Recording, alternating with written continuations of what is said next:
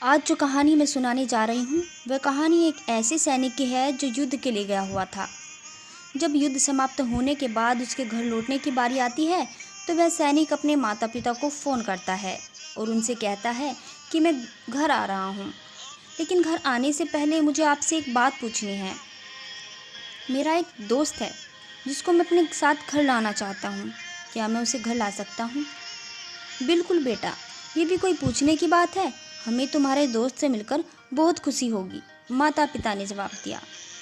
लेकिन पहले एक बात आप लोगों से मैं कहना चाहता हूँ कि युद्ध में वह बहुत बुरी तरह घायल हो गया था और उसने एक बारूदी सुरंग में अपना पैर रख दिया था। इसलिए उसने अपने एक हाथ और पैर दोनों को खो दिया। उसके पास कोई जगह नहीं जहाँ वो रह सके, इसलिए मैं उसे अपने साथ अपने घर लाना चाहता हूँ।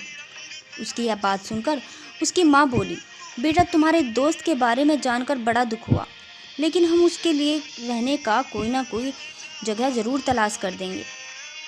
सैनिक कहता है, नहीं माँ, मैं चाहता हूँ कि वो हमारे ही साथ रहे, हम सब लोगों के साथ। लेकिन बेटा, अब पिता ने कहा, तुम समझ नहीं रहे, इस तरह का अपाहिज व्यक्ति हमारे लिए कितना बड़ा बोझ होगा। हमारी अपनी ज़िंदगी है जीने के लिए, हम नहीं चाहते इस तरह का कोई भी परिस्थिति हमारी ज़िंदगी में दखल दे। मेरे हिसाब से तुम्हें अकेले ही घर आना चाहिए और अपने दोस्त को वहीं छोड़ देना चाहिए।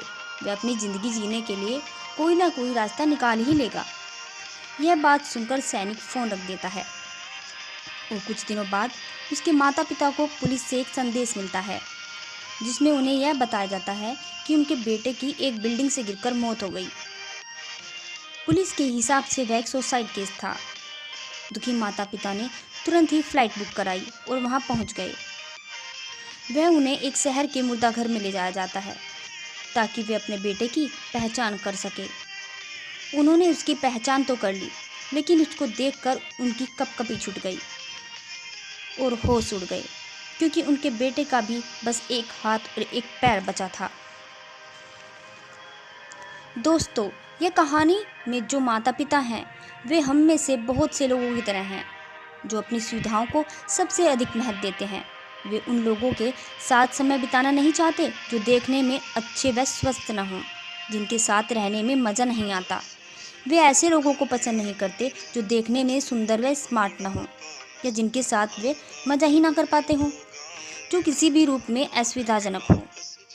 वे ऐसे लोगों से दूरी बनाकर रखते हैं, लेकिन कभी कभी उनके इसी व्यवहार के कारण उनके सामने ऐसी परिस्थिति उत्पन्न होती है कि जब उन्हें पछताना पड़ता है। आइए लोगों को हम ऐसे ही अपनाएं जैसे वह हैं और ज़रूरत पड़ने पर उनकी मदद भी करें। धन्यवाद।